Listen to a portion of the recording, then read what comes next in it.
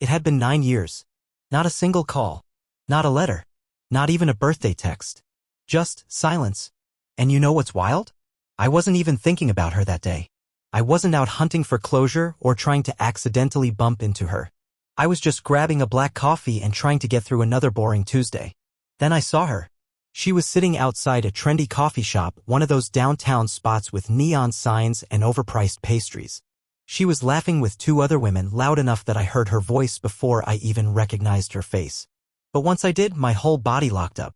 Time, breath, thought, everything froze. She looked the same. That same crooked smile. That same smug confidence. The woman who ripped my life to pieces was sitting there like the past had never happened. And then she saw me. Her smile faded mid-laugh. Her head tilted slightly like she wasn't sure if it was really me.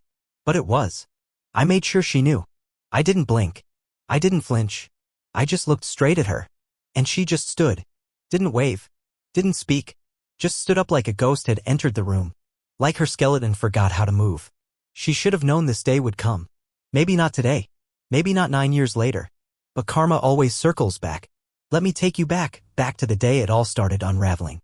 I was 31. We were married for almost 6 years. Back then, I thought we were solid. We had routines, Taco Tuesdays, lazy Sunday mornings, wine and board games on Fridays. She worked in marketing. I was in logistics. We were the couple people described as balanced. They didn't know the storm brewing beneath our surface. The first time I noticed something was off was when she suddenly started going to networking mixers twice a week. At first, I didn't question it. I trusted her. I mean, why wouldn't I? But one night, she came home past midnight. I was half asleep on the couch and she reeked of someone else's cologne. When I asked about it, she laughed it off, said a guy from work leaned in for a hug goodbye and it must have rubbed off. Said I was being paranoid. I wanted to believe her. So I did. But the gut knows. The body knows before the brain catches up. Weeks passed.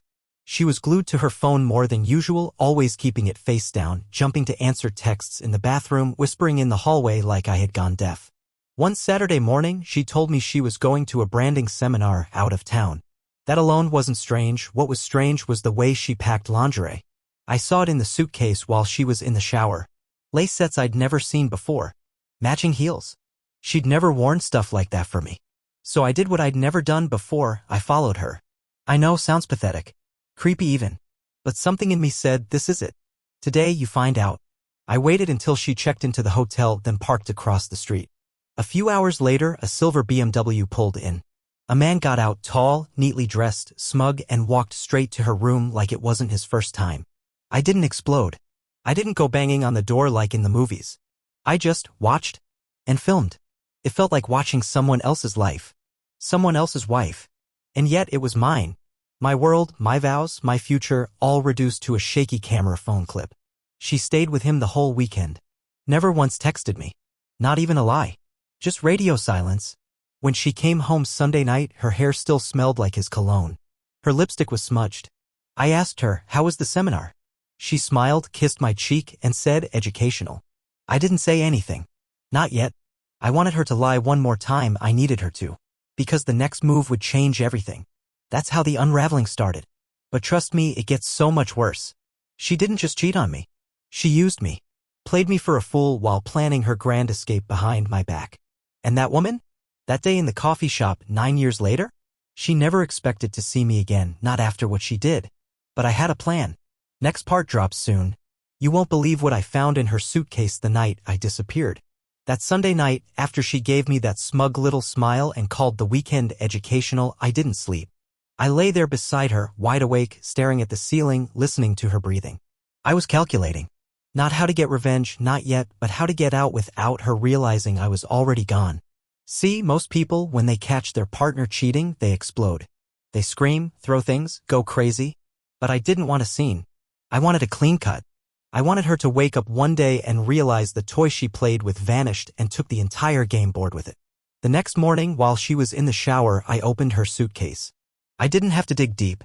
On top of her clothes, right there like a damn trophy, was a handwritten note. Not addressed to me. Addressed to him. It read, "Thank you for making me feel like a woman again." I forgot what that felt like. I'll tell him soon, just be patient. He's useful for now. Useful. That word did something to me. Not even the betrayal hurt as much as reading that word in her handwriting.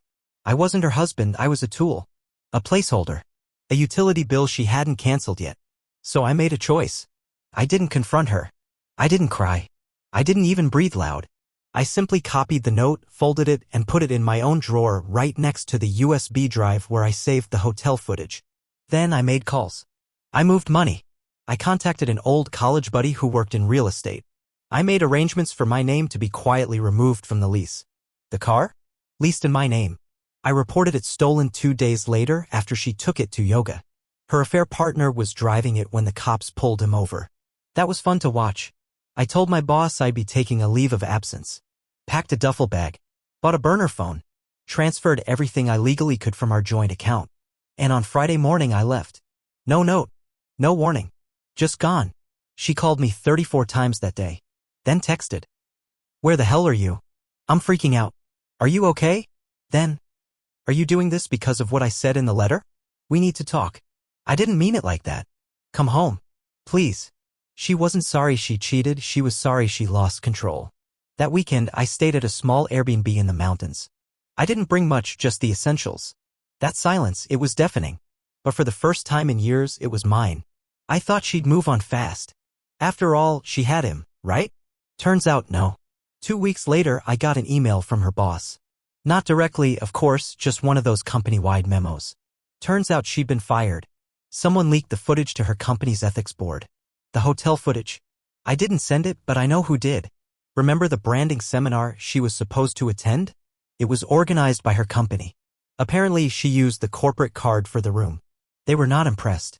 She tried to contact me again, this time through my sister. Claimed she was destroyed, that she didn't recognize herself anymore.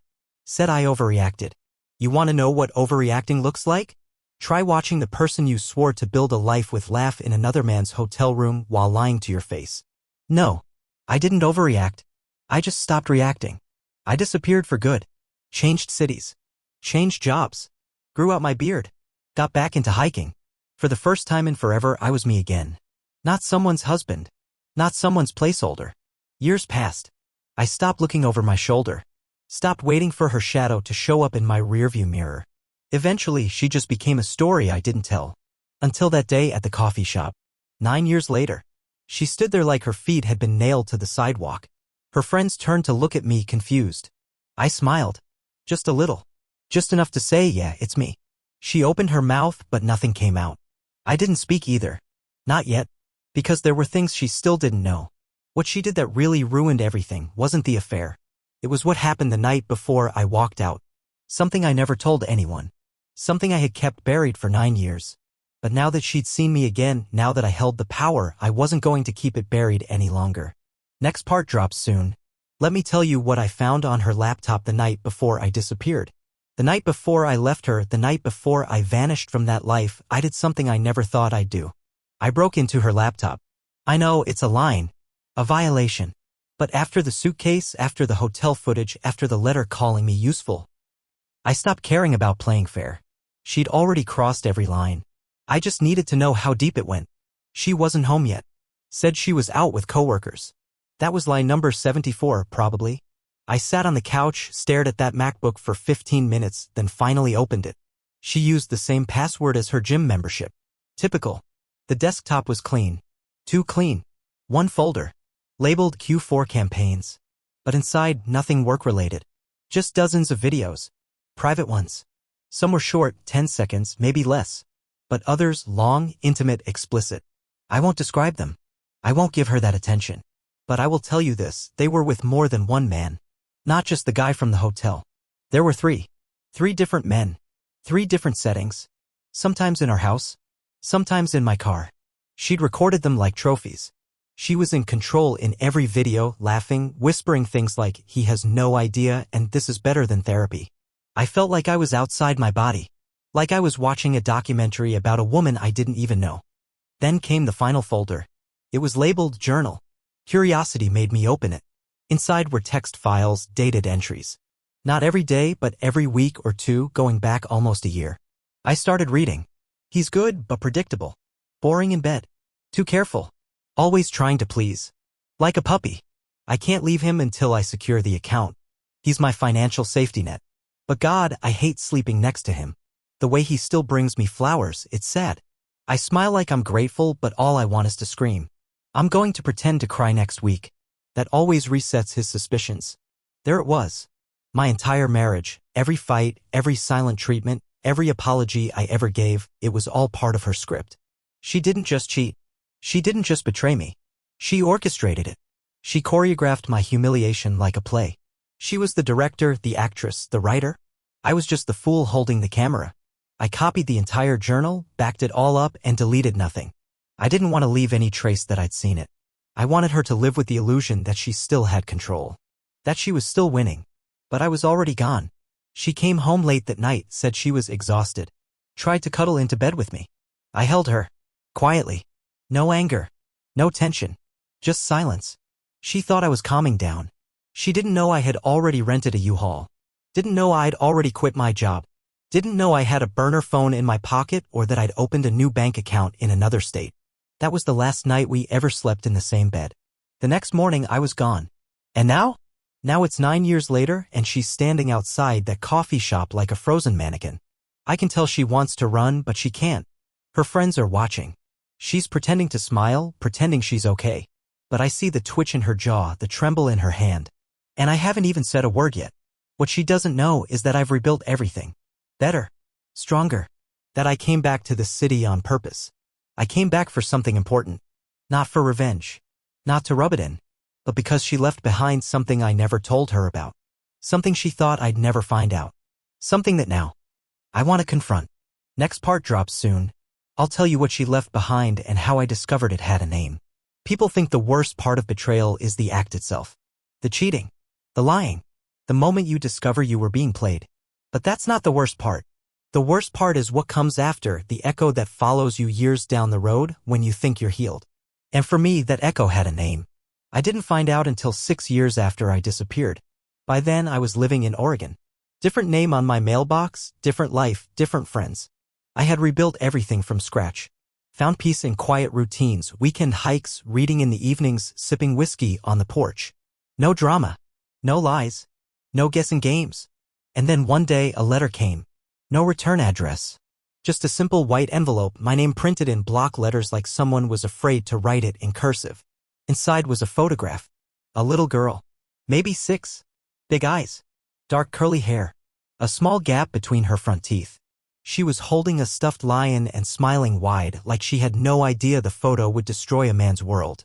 Attached was a sticky note. She deserves to know the truth. You were always better than me. No name. No explanation. Just that. I stared at the photo for an hour, maybe more. I was numb. Everything in me refused to believe it. But that smile, something about it was familiar. Not just genetically. Emotionally. Like she had some part of me behind those eyes. I didn't sleep that night. The next morning, I hired a private investigator. Discreet. Reliable. Someone I could trust. I gave him what little I had, the envelope, the handwriting, the photograph. I told him I didn't want to disturb anyone. I just needed the truth. 2 weeks later, I got a call. Her name is Riley. She's 8 now. Lives with her mother in the city you left. Your ex-wife. I felt like the air had been sucked out of my chest. 8. That would place her conception right around that final year. The year she was working late. The year she was cheating. The year she was recording herself in bed with other men while smiling about how stupid I was. So I asked the question that had been burning inside me since I saw that photo. Is she mine? The PI paused, then said, there's no birth certificate with a father listed. But there is something you should see. He emailed me documents. Medical records. Notes from a pediatrician. Under family history, someone had written, father unknown. Possible cardiac issues from paternal side. Patient advised to follow up when older. I knew exactly what that meant. When I was 19, I was diagnosed with a rare congenital heart arrhythmia. Nothing fatal, just something to watch. It's not the kind of thing you find in random files. You only list it if you know the father. And she knew. She knew and she hid it.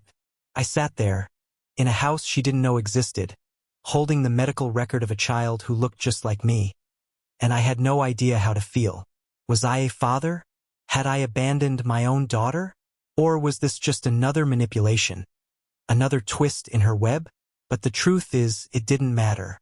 Because suddenly, everything I thought I had buried, the betrayal, the humiliation, the anger, It all came flooding back. But not for her. For Riley. If she was mine, then she'd grown up without knowing the truth. Without knowing me. And that wasn't her fault. I needed proof. I needed answers. I went back to the city. Not to see my ex. Not yet. I went to see Riley. I watched from a distance as she left school one afternoon. She was with her mother, my ex-wife. She looked older, more tired, but still carried herself like the world owed her something. But Riley, she ran up to a dog on the sidewalk, knelt down and laughed. Same laugh I had as a kid. Same awkward wave. Same damn dimple on her left cheek. I knew without a test. I knew before the PI could even confirm it. And now, standing outside that coffee shop 9 years later, with her eyes locked on mine, she knew that I knew. I didn't speak. Not yet. I let the silence do the talking, because the next move wasn't going to be quiet. In part 5, she finally breaks the silence. And I ask one question she never expected to hear from me. She didn't speak right away. Her friends kept glancing between us, clearly confused. One of them leaned in to whisper something, maybe trying to joke it off, but she wasn't listening anymore. Her gaze was locked on mine. Wide eyes, pale face, shoulders tight. Then she did the one thing I didn't expect. She walked away from them. No explanation. No goodbye. She left her iced latte half full, her phone on the table, and moved toward me like every step required effort. She looked like someone heading to their own funeral. Slow, careful, resigned. When she stopped just a few feet from me, the air between us shifted. Heavy. Loaded with the weight of 9 years of silence. Her voice cracked as she said it. "You're here." That was it. Just that. No apology. No, "How have you been?" No fake smile. Just those 2 words, like seeing me in the flesh, defied the universe she built. I let the silence linger another few seconds. I wanted her to feel it. I wanted her to stew in it. Then I said the only thing I came to say. "Why didn't you tell me about her?" She flinched like I'd slapped her. Her mouth opened, then closed. She looked around as if hoping no one heard. Then back to me. I didn't know how. I didn't think." She stopped herself. "You weren't supposed to find out." That part hit hard. She wasn't sorry she'd lied. She was sorry I knew. "I had a right to know," I said calmly. "You lied to both of us." She shook her head slowly. "It was complicated. You left. You didn't want anything to do with me." "I didn't leave her," I snapped, sharper than I intended. "I didn't even know she existed." The guilt showed up, but not in the way you'd expect. Not in tears or remorse. Just in silence. She looked down at her shoes like a child caught cheating on a test. "I wasn't sure if she was yours," she finally whispered. "Bullshit." Her head snapped up. "I saw the doctor's report," I continued. "The cardiac note. You knew. Maybe not right away, but by the time she was 2, 3, you knew." Her lip trembled. "I was scared you'd come back and try to take her from me." That sentence confirmed everything. Even after everything she did, the cheating, the lies, the humiliation, she still saw herself as the victim, still framed me as the threat. "I didn't come to take anything," I said. "I just came to look you in the eye." She said nothing. "Do you love her?" I asked. "Of course I do," she said instantly, like I'd insulted her. "Then tell her the truth." Her eyes darted away. "I'm serious," I said. "She deserves to know. I'm not here to play dad. I'm not here to rip apart whatever life she's got. But one day she's going to start asking questions. And you'd better be ready to answer them." I turned to leave. But then, she reached out and grabbed my arm. "Wait," she said. "Why now? Why come back at all?" I paused, staring at her hand on me. And then I said something I hadn't even planned. "Because I'm not angry anymore. And that's what scares you." She let go. It's true. I wasn't angry. I wasn't even hurt. Not anymore. That version of me, the broken man she lied to, cheated on, manipulated, he was dead. The one standing before her now was different. I spent years rebuilding my life. And now I finally understood the most important part of healing. It's not forgetting what they did. It's realizing they never had the power they thought they had. I walked away from that coffee shop, and she didn't follow. It had only been 3 days since the coffee shop. 3 days since I'd looked her in the eye for the first time in almost a decade and told her she owed her daughter the truth. I wasn't expecting anything to come of it. Honestly, I figured she'd go back to hiding, burying the story under new lies like she always did. But then, on a quiet Friday night, I opened my laptop and saw a message request in my inbox from a name I didn't recognize. The subject line just read, "Hi. I think you knew my mom." My stomach dropped. I clicked it. "Hi, I hope this isn't weird. My name is Riley. I'm 17. My mom's name is Adrian. I think you might have known her a long time ago. I found a picture of you in an old album at my grandmother's house. You had the same eyes as me." I asked my mom, but she looked really uncomfortable and didn't say much. She told me not to worry about it. But I want to know the truth. I didn't respond right away. I just sat there staring at the screen, my hands frozen on the keyboard. For years I had rehearsed the moment I might meet her. What I would say. How I'd explain the mess her mother had left behind. But I never imagined she would come to me. She was 17. 17 years of a life I missed. Her first steps. Her first day of school. Every birthday. Every scraped knee and school recital. Gone. Erased from my timeline like I never existed. And it wasn't my fault. But it still hurt like hell. I finally wrote back. "Hi Riley. Yes, I knew your mom. And yes, I believe I may be your father. I didn't know about you until a few years ago. And even then, I wasn't sure if I should reach out. I didn't want to confuse you or disrupt your life. But if you want to talk, really talk, I'm here.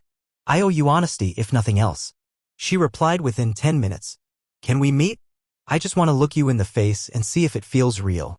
That message broke something open in me. The simple need behind it. She wasn't demanding anything. She just wanted to know if her instincts were right. If the strange man in the photo album with the same crooked grin and dimple was more than a coincidence. I agreed to meet the next day. We chose a quiet public park halfway between our cities. Neutral ground. I got there early and waited on a bench, watching every teenage girl who passed by, unsure how to brace myself. But when Riley arrived, I knew instantly. It wasn't just the physical resemblance, though that was undeniable. It was the way she moved, the way she scanned her surroundings, cautious but curious. The way she sat down and exhaled like she'd been holding her breath for years. She smiled nervously. "Hi," she said. "You look exactly like the picture. Except older." I laughed. That tends to happen. We sat in silence for a moment, both of us unsure who should speak first. Then she reached into her bag and pulled out a printed photo. It was the same one I'd received anonymously years ago, her as a child holding a stuffed lion, smiling at the camera. "My grandma had this in a drawer," she said. When I asked my mom about it, she said it was nothing. But I could tell she was lying. So I did some digging. I found a journal entry from her laptop. It mentioned you. My chest tightened. She said you left. That you disappeared. But she also said she never told you about me. I looked her in the eyes. She didn't. She said she was protecting me, Riley added. But that doesn't feel like protection. That feels like control. I nodded slowly. She was always good at rewriting the past. At making herself the hero of every version of the story. She made you sound like some cold guy who didn't care. I cared, I said. More than she ever let on. But caring isn't enough when someone's already decided how the story ends. She looked down. "Why didn't you come find me after you found out?" I took a breath. "Because I didn't want to be a wrecking ball in your life. You deserve stability. I didn't want to show up as some stranger, dragging baggage and bitterness into your world. But now that you've come to me, I won't lie to you. Ever."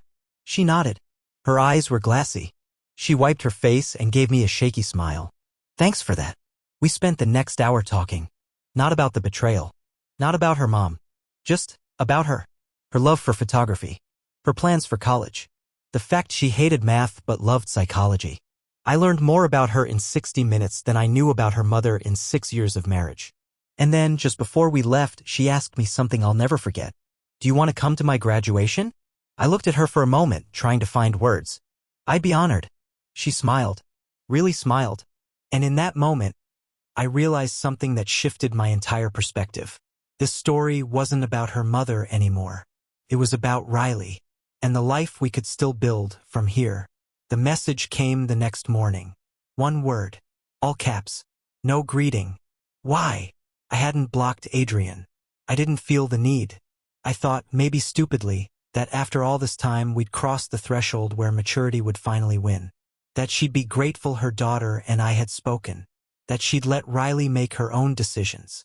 I was wrong. Before I could even respond, 3 more messages followed in rapid succession. You had no right. She's a child. She doesn't understand what she's doing.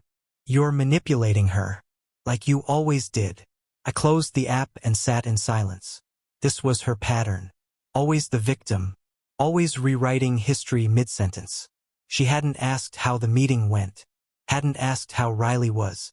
Hadn't even asked if I told her the truth. Because the truth to her was never the point. Control was. Then, around noon, my phone rang. Unknown number. I answered. Quietly. Hi, came Riley's voice. So, I guess she found out. I could hear it in her tone. She was bracing for fallout. She came into my room this morning holding her phone. She looked like she was going to explode. She didn't yell, though. She just said, I hope you're proud of yourself. You let him back in. Then she walked out. I didn't say anything. I let her speak. She hasn't talked to me since. She left for work without saying goodbye. Grandma texted me later, asked if everything was okay. I told her the truth. She said I was brave. You are brave, I said. Silence. Then, do you regret meeting me? That broke me. No, never. Not even for a second. She sniffled. Okay, I wanted you to know I'm not sorry either. We talked for a while. It was quiet, calm. But beneath her words, I could sense the storm building at home. Adrian wasn't going to let this go. I knew her too well. She'd build a narrative, spin it in her head until she believed it. Until everyone else did too. And I was right. That evening, I got an email from an address I hadn't seen in years. It was Adrienne's lawyer. Subject: cease and desist. The message was short, formal, cold. This letter serves as formal notice to cease all contact with my client's daughter, Riley redacted, who is a minor under the custodial care of her mother. Further contact may result in legal action. I read it 3 times, then a 4th. Then I laughed. 17. Riley was 17, practically a legal adult. And yet, Adrian was still trying to weaponize custody like it was 2013. So I called my attorney. Yes, I had one.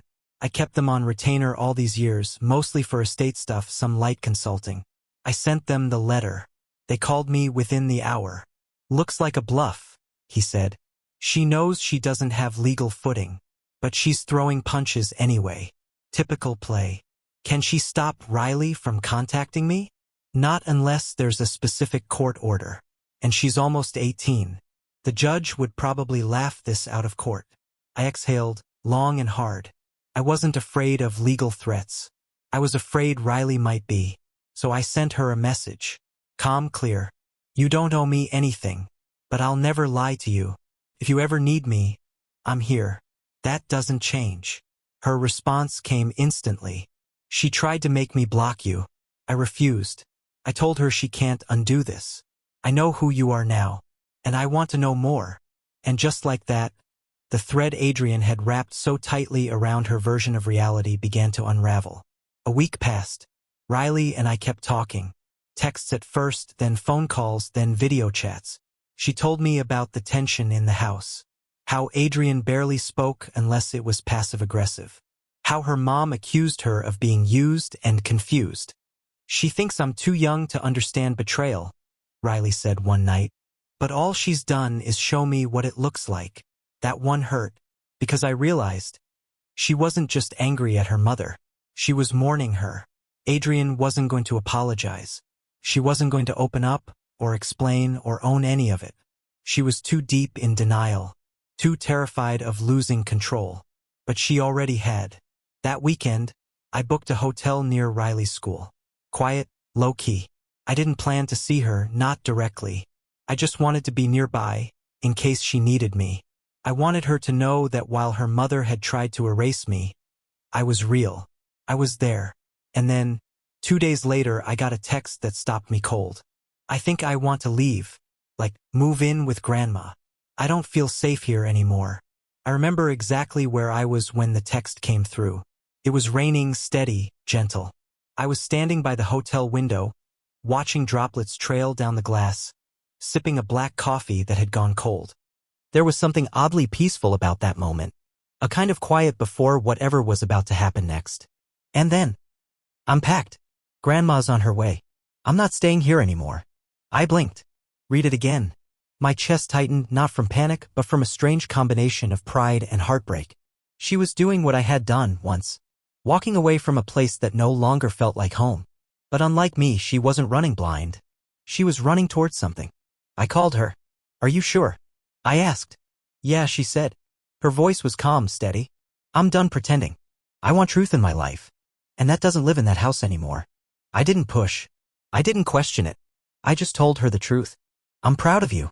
That afternoon, she moved in with her grandmother. No drama. No screaming. Adrian apparently tried to guilt-trip her one last time, but it didn't land. Riley didn't engage. She didn't yell back. She just walked past her mother, suitcase in hand, and said, I want to be free to choose who's in my life. It was over. Adrian's grip, the lies, the control, the silence finally cracked. And for the first time since Riley was born, she was allowed to breathe. A few days later, I picked her up and took her out for lunch. It wasn't a grand reunion. No sweeping music or movie moment hugs. Just two people sitting across from each other, eating burgers and laughing like we'd known each other forever. She told me about her plans for college. About her dream of studying psychology and maybe working with kids who've experienced trauma. I listened, and for the first time in a very long time, I felt something I'd thought was gone. Peace. Not just the absence of pain, but the presence of something better. Something earned. At the end of lunch, she slid something across the table toward me. A photo. It was one I hadn't seen before. It was her as a child around age 7, dressed as a lion for Halloween. I laughed. You really loved that stuffed lion, huh? She smiled. Yeah. Mom told me it came from someone special, but she never said who. I swallowed. She meant you, didn't she? I looked at the photo again. I think she did. We stepped outside into the sunlight. She gave me a hug. It wasn't awkward. It wasn't forced. It felt like something healing, like closing a circle. Before we parted, she asked, do you think we can keep doing this? You know, just getting to know each other. I nodded. We can do whatever you want, Riley. You've got me now. No more secrets. And that was it. No court battles. No revenge. No screaming matches or fiery endings. Just truth. Just reconnection. Just the quiet power of choosing peace together. 9 years ago, she laughed at a coffee shop with her friends until she saw me and froze. Back then, that moment felt like a reckoning. But now? Now it just feels like the beginning of something real. Something that was always meant to find its way home.